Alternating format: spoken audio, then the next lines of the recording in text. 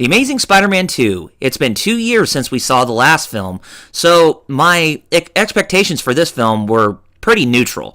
And I liked the first movie. I thought it had great characters, had great actors, had really good special effects, and very enticing music. So I really liked it for what it was. But I still had problems with it, but for what it was still a pretty decent flick. Now, my initial impressions when going into the movie were kind of scary because there was like about 15 to 20 people who were in the audience when I watched it on that weekend, and I immediately thought that nobody was going to go watch the movie because of what they heard of the bad reviews. That's initially what I thought, but when I watched the movie, I was like, are people just scared based on what because of the reviews of what they said about the movie, or are they just not looking at the brighter picture?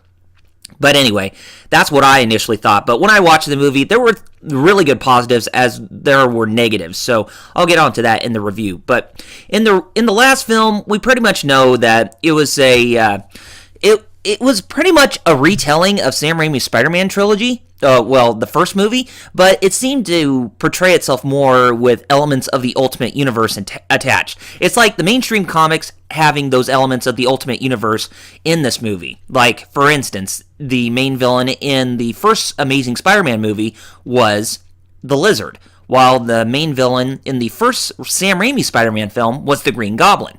So, and if you take a look at the Ultimate Comics, the Lizard actually was Spider-Man's first villain he came across, or first main adversary. Now, in this film, it's pretty much the opposite. But anyway, but the first film itself, it was okay, but this one was definitely a lot better. So let's take a look at some of the positives real quick. I have to say, Spider-Man's costume in this movie, much better. I didn't like the first movie's costume because it looked like Spider-Man had ballerina shoes on, and I just felt like, Spider-Man was going to a dancing musical or something just wearing that costume, because you could actually take a look at the bottom of the shoes in the first Amazing Spider-Man film, that they looked very ballerina-y, or, very dancing or hell, I can't even think of the right word, but it just looked like Spider-Man going to a ballerina show of some sort because of the shoes. But most of the other parts of the costume were pretty good. But, take a look at this costume. It definitely looks a lot better, and definitely a throwback to both the Sam Raimi Spider-Man trilogy costume as well as that of the Ultimate Comics. So it was very nice to see that change up in the new outfit this time around. The characters of Peter Parker and Gwen Stacy, played by both Andrew Garfield and Emma Stone, respectively, still portrayed a really strong performance. But, not to mention that Harry Osborn, who is also played by a new character aside from James Franco, or a new actor aside from James Franco this time around, I thought he actually portrayed Harry Osborn really, really well in the movie. He had a more dark and menacing persona in his personality, pretty much to take after his father, essentially. And just the things that go on with Harry in the movie is just, you feel for him because of all the crap that's going on, but you're kind of against him for him having to throw away his humanity like that. But pretty much the person who took the show was Electro. I mean, when you take a look at Electro, you're just like, oh, wow. This guy looks really cool, especially with the special effects that are going on for the character, where his skin is all blue, and you see him wear a hoodie at first, but then you see him wear like a rubber spandex suit near the end of the movie when he goes up against Spider-Man in the final battle. But yeah, Electro, he was actually a pretty decent villain that you felt sympathy for at first, where his alter ego, Max Dillon, was this guy who pretty much we can relate to, where he wants to get recognition for all the good work that he does for whoever he works for, but he doesn't even get that achievement a lot at all, because he's just pretty much the average nobody that a lot of us are. So yeah, that's why I felt that the character was portrayed, that enemy was portrayed the strongest throughout the whole movie. And also, Peter and Gwen's relationship in the movie was also pretty strong, too. And it was pretty much the focal point for the character development of Peter Parker as Spider-Man. But I also felt that plot point was also the movie's greatest weakness, and I'll be talking about that very shortly. Now, let's take a look at some of the negatives. Now, probably the biggest negative I can think of is the attention grabber within the posters and the trailers and that kind of stuff, where it says, his greatest battle begins. Now, when people think of that phrase, his greatest battle begins, they're thinking that this is going to be the last movie, which it isn't. And And it definitely is misleading. You want to know why? Because most of the time, the villain in the movie that gets most of the spotlight is Electro. Whereas the Green Goblin and Rhino, even though they were supposed to be in the movie, they don't hardly get that limelight at all. Like, most of the time, as I said, it was pretty much Max Dillon's character, or the character Max Dillon as Electro, who was played by Jamie Foxx. That's the guy who you would see causing the most ruckus and, given the most time off. Given off the most time with, just causing havoc. When you take a look at this movie, pretty much that...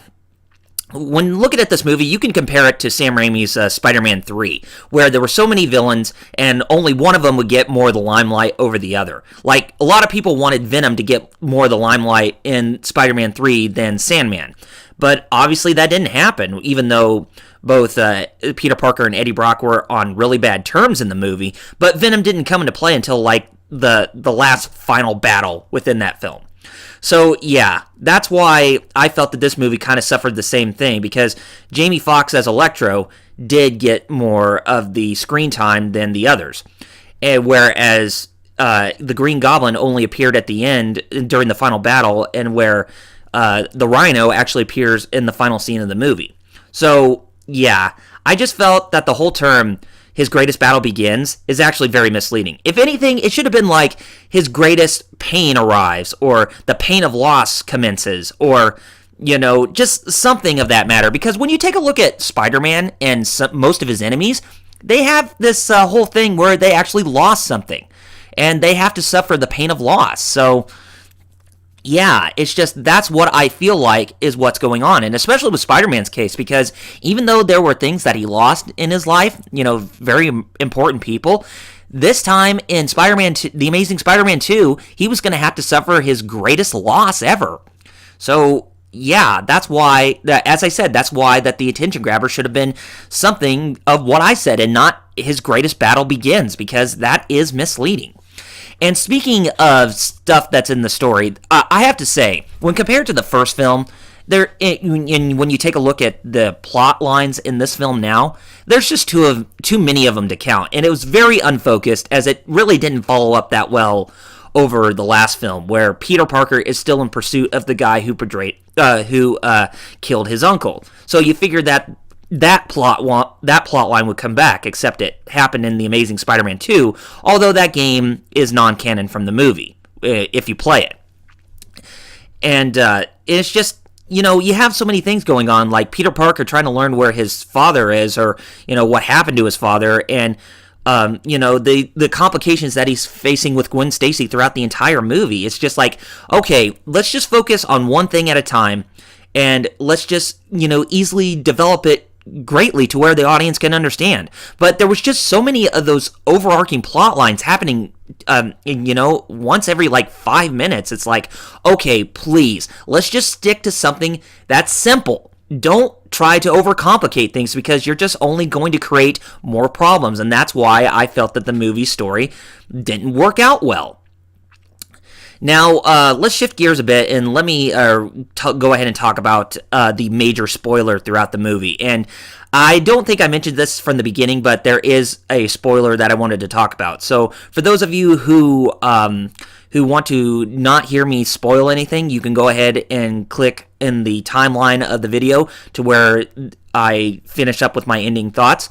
Or for those of you who don't want to do that, there is an annotation here on this corner that is going to appear very briefly to where you can actually skip to that time if you want to. But anyway, with all that out of the way, here I go. So yes, the big spoiler in the movie is that Gwen Stacy dies at the end. And this, the way how they portrayed it is very similar to the storyline within the mainstream comics that was the night that Gwen Stacy died, to where Green Goblin, or supposedly Spider-Man, accidentally kills her when she's falling off the George Washington Bridge. But the thing is that she did not fall off the bridge. Instead, she was actually inside this clock tower where Spider-Man was fighting against Harry Osborn as the Green Goblin. And the thing is that even though Spider-Man manages to save her by grabbing her when she's falling with his web, the thing is that she suffered whiplash after the back of her head just slammed down on the ground when she was close, when her body almost hit the ground. But her head just smacked on the back exactly on the ground to where it caused her to, die of severe head trauma on the back of the head. And when you fall at that kind of height and the back of your head just hits down on the ground really hard, you could actually die from that. So instead of, Gwen Stacy being all the way in the air to where when Spider-Man grabs her with his web to where it forcefully stopped her fall, you would figure and you would think that, that force stop would actually kill her. And in Newton's law, that actually is true, because something that forcefully stops a fall could actually cause very serious injury. And the thing is, too, is that what they did in The Amazing Spider-Man 2, even though it didn't seem like it would be enough to actually, the shock of the fall wouldn't be enough to kill Gwen because she was close to the ground anyways, but the slam from the back of her head is just pretty much was what nailed the coffin on the character from, being progressed any further. So, yeah, I felt that actually, I felt what the direction that what they took with Gwen Stacy dying in the film was actually, very saddening, but it actually worked. And honestly, it probably would be better, because I don't think anybody would want to, experience somebody's getting their neck snap if they were in the, if they were in the air and Spider-Man caught her with his web, to where the whiplash was so hard that it made it break her neck. So, yeah, I think what they did was actually a much more safer thing in this film. But the thing is that within the whole film, that the plot line with Peter and Gwen's relationship, it pretty much took full effect within the movie, to where that's why I felt that most of the villains, aside from Electro, did not get developed very well. And there was not hardly a lot of screen time with Spider-Man. But Spider-Man 2, that was done by Sam Raimi, actually worked out really well, because, even though there was an even balance between Peter Parker's time with him trying to figure out how to live his life with the superhero persona, while he was, still being Spider-Man before he just temporarily went on retirement before he came back, it actually worked out nicely, because it didn't try to shove everything with what was going on in the movie down our throats with Peter and Gwen's relationship. Instead, and where the villains didn't even start overarching the whole story that much. Whereas in Spider-Man 2, Dr. Octopus was pretty much the only villain who got most of the development time, and he actually was a pretty good villain in that movie. But everything else that the movie goes for with what they're doing, especially with the character development and the relationship between Peter and Gwen and taking full effect in the movie, it's just like, oh gosh, it's like hard to wrap your whole head around. Even though you could get it in some regards, but it's just like, why does it need to be jumbled like this? Couldn't it be a bit more streamlined, or couldn't some of the stuff that wasn't necessary get cut so that way they could actually make things that were actually more necessary? But anyway, that's pretty much how I felt. And for those of you who are wondering if I'm getting off the spoiler, yes, I'm getting off the spoiler right now. So anyway, that's all I have to say about Spider-Man, The Amazing Spider-Man 2. And I thought that the whole film itself was definitely much better than the first one, despite my criticisms with it. And I definitely thought that the characters, the special effects, and all the other things were actually done very nicely. But is it really a home run type of film? And the answer to that is no. And I'm thinking that if Sony is going to do a much better job with The Amazing Spider-Man 3, then they're going to really, really need to push up the ante in order to make the storyline actually make it more fleshed out better. Otherwise, if it keeps going down the spiral, this downward spiral, then this film is definitely suffering the same fate as Tim Burton's Batman, the Batman film, starting with the Tim Burton ones before the Schumachers came into play. So, yeah, if that keeps going on, then that's where I'm thinking that the Amazing Spider-Man movie line is going to end up down the road. So anyway, do I recommend people to see this movie? Well, that kind of really depends. So I would say if you're heavy into Spider-Man, I would say this is definitely worth your time. But if you're still wanting a really good Spider-Man film after the Sam Raimi ones, then I'd say just kind of stay away. And hopefully that The Amazing Spider-Man 3 will definitely be a much better film. And to Gwen Stacy, or to Emma Stone, I'm definitely going to miss you as Gwen Stacy. So, because you really stole the character very well. You were like you were playing Gwen Stacy, but it seems like you had Mary Jane's personality stuck within you, to where you were very, very mature and very smart. But yeah, I'm definitely going to miss you, Emma Stone.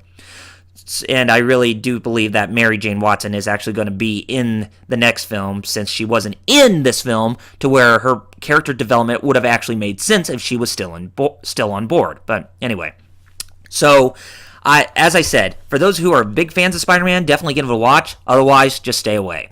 So anyway, guys, that's all I have to say about this review. So if you like what if you saw the movie, let me know what you thought, and also be sure to rate this video as well as leaving your positive and negative feedback down in the comments. If there were some things about The Amazing Spider-Man 2 that you really enjoyed, then let me know. Or if there were some things that you did not really enjoy, then let me know why.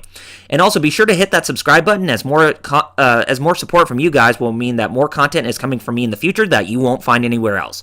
And anyway, this is Double RPG signing off by saying Godspeed and game on, gamers. I'll see you later. Peace.